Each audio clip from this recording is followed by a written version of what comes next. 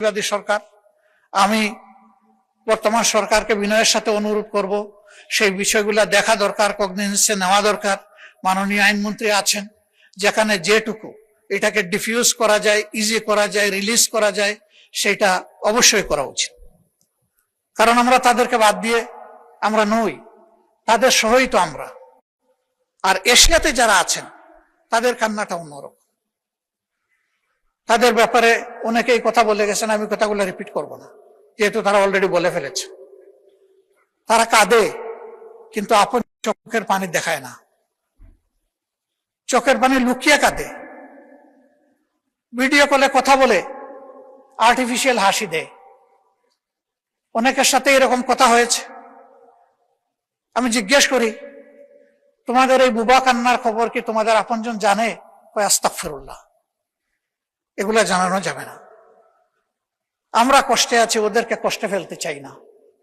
ওরা বুঝুক যে আমরা ভালো আছি, তাহলে আমাদের কষ্ট আমরা কিছুটা ভুলে থাকতে পারবো। এখানেও কাঁদবো, ওখানেও কাঁদবে, এত হয় না। এরা কত মহৎ, নিজের কান্না বুকে চেপে আপনজনকে ভালো রাখে, দেশকে ভালো রাখে। এই লোকগুলোকে আমরা কি আসলে আপনজন হিসেবে নিতে পেরেছি? আমি দেখি না, কষ্ট লাগে। আমরা কি একটু তাদেরকে আপনজনের চাদর দিয়ে জড়াই ধরতে পারি না? মাননীয় স্পিকার, কেউ মরার জন্য বিদেশে যায় না। আমাদের এই ভাই এবং বোনেরা যায়, দুটা পয়সা রুজি করে পরিবারকে দিবে, দেশকে সাপোর্ট করবে, তারপরে দেশে চলে আসবে। কিন্তু আল্লাহ তাআলা কার মৌতের ফয়সালা কোথায় করে রেখেছেন আমরা কেউ জানি না। তারা যখন কেউ মারা যায়, তখন তাদের লাশটা নিয়ে টানাটানি হয়। আপনজনরা চায় শেষবারের মতো অন্তত মুখটা দেখে। এ লাশ আসবে কিভাবে? সে তো রক্ত পানি করা, ঘাম জড়ানো, যা রুজি করেছিল সবটাই পাঠিয়ে দিয়েছে। আমিও তাদের দুই একটা মেসে যাওয়ার সুযোগ নিয়েছি ইচ্ছা করে। চিন্তা করা যায় না সেই লোকগুলো এখানে থাকে কিভাবে, খায় কি, ঘুমায় কিভাবে। জনাব বরকতুল্লাহ বুলু সাহেব বলেছেন যে অতি নিম্ন ওয়েজে তারা সেখানে চাকরি করে, এদিকে পোষায় না। তারা আজিদের দিকে চেয়ে থাকে, কেউ তাদেরকে একটু স্নেহ আদর করবে কিনা। কেন? এটি কেন হবে? অন্য দেশের লোকেরা তো এরকম হয় না। এইখানে ওই সিন্ডিকেট চক্র শুরু থেকে শেষ, সব জায়গায় গাটে গাটে গাপটি মেরে বসে আছে। এই লোকগুলার রক্ত বিক্রি করে ওরা ওদের সাথে উপহাস করে, ওদের বিজনেস করে। এই সব জায়গা অবশ্যই চিহ্নিত করতে হবে এবং এদেরকে আইনের আওতায় এনে 10 জনকেও যদি শাস্তি দেওয়া হয়, আমি বিশ্বাস করি ওদের সবগুলার গায়ের লোম খাড়া হয়ে যাবে। আমরা যদি সাকসেসফুলি সিনসিয়ারলি এই কাজগুলা করতে পারি, এই সরকারের ক্রেডিট যে এই দলের যিনি জন্মদাতা ছিলেন, এই দরজা, এই জানালা তিনি খুলেছিলেন। তাদের আমলে এসে যদি আমাদের প্রবাসী ভাই বোনদের বঞ্চনা দূর হয়, তাহলে তাদের নামটি ওদের হৃদয়ে সোনার অক্ষরে লেখা হয়ে যাবে। কিন্তু অতি চমৎকার চমৎকার কথা এখানে আমরা ওড়ালাম, কাজের কাজ কিছুই হলো না। যেই তিমিরে সেই তিমিরেই থাকলো। তাহলে শুধু এই সরকার ডিসরেসপেক্টেড হবে না, আমরা সবাই ডিসরেসপেক্টেড হব। আমাদের প্রতি ওদের একটা ঘৃণাবোধ তৈরি হবে যে ওরা কথা বলে সুন্দর সুন্দর, কিন্তু আমাদের জন্য কিছুই করে না। আমার বিনয়ী অনুরোধ, এই ভাই বোনগুলোকে যেন আমরা টাকার মেশিন হিসাবে না দেখি। আমরা যেন আমাদের প্রাণ হিসাবে, কলিজা হিসাবে দেখি। যদি আমরা কলিজা হিসাবে দেখতে পারি, তাহলে তাদের আত্মা যেমন শান্তি পাবে, আমাদের আত্মা শান্তি পাবে। একটা বিশেষ বিষয়ে আমি দৃষ্টি আকর্ষণ করছি। বিষয়টি স্বরাষ্ট্র মন্ত্রণালয়ের সাথে সম্পর্কিত। এটি হচ্ছে ভিসা জটিলতা। অনেকে বলেছেন, আমি পার্টিকুলারলি জিজ্ঞেস করেছি তাদেরকে, তোমাদের সমস্যাগুলো কোথায়? তারা বলেছে, আমরা তো আগে করেছি কনভেনশনাল পাসপোর্ট, এরপরে করেছি আমরা এমআরপি।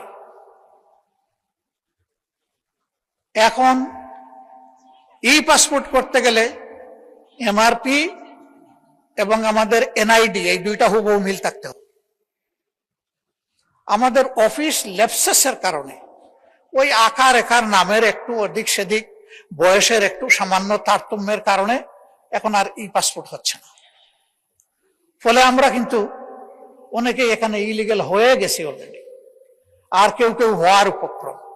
এই সংখ্যা শত নয়, হাজার হাজার। এই প্রবলেমটা কিভাবে সর্ট আউট করে সলভ করা যায়? দুর্বলতা কিছু আমাদের অফিসিয়াল, কিছু হয়তো তাদের, কিন্তু মানুষগুলো তো আমাদের, এরা তো আমাদের অ্যাসেট। আমাদের এই অ্যাসেট গুলাকে কিভাবে আমরা এই ব্যাপারে হেল্প করতে পারি, এটা তাদের মেইন প্রবলেম। তার লিগ্যাল ইনস্ট্রুমেন্ট যদি তার হাতে না থাকে, তাহলে ওই দেশে থাকবে কিভাবে? তার তো ঠিকানা হবে জেল।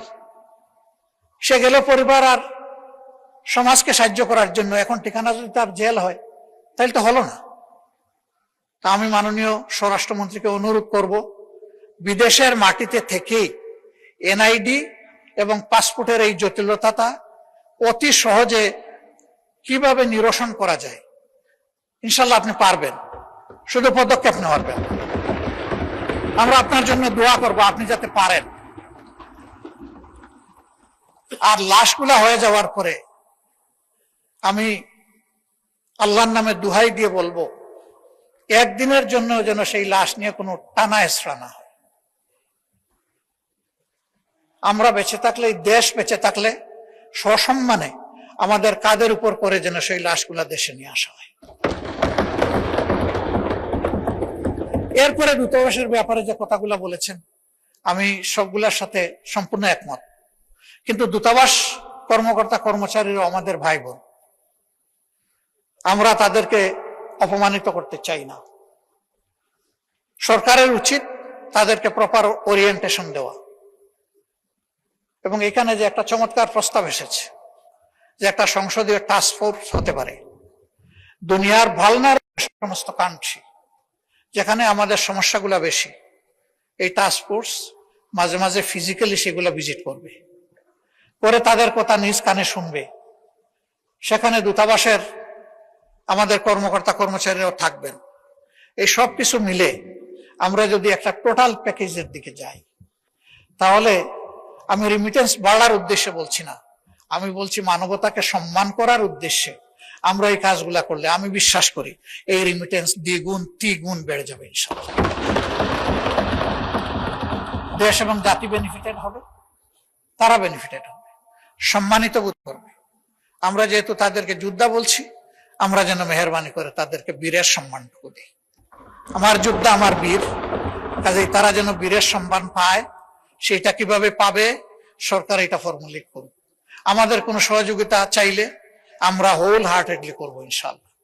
আজকের এই আলোচনাটা আমাদের কোনো বিতর্ক ছিল না, এই আলোচনা ছিল আমাদের হৃদয়ের কিছু আকুতি। আমি বিশ্বাস করি সবাই সেই জায়গা থেকেই কথা বলেছেন। মাননীয় স্পিকার আমাকে সুযোগ দেওয়ার জন্য এবং এই আলোচনাটা